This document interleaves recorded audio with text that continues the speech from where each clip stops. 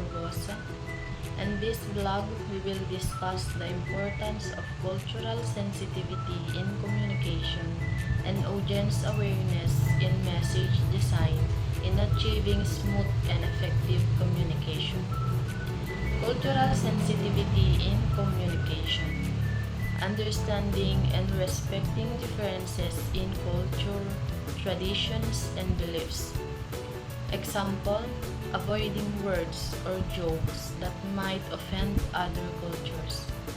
It is important because it helps create open relationships and prevents misunderstandings. Audience awareness in message design.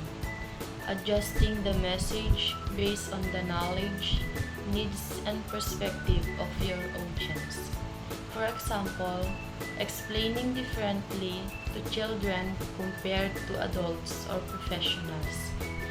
It is important because it makes communication clear, effective, and useful.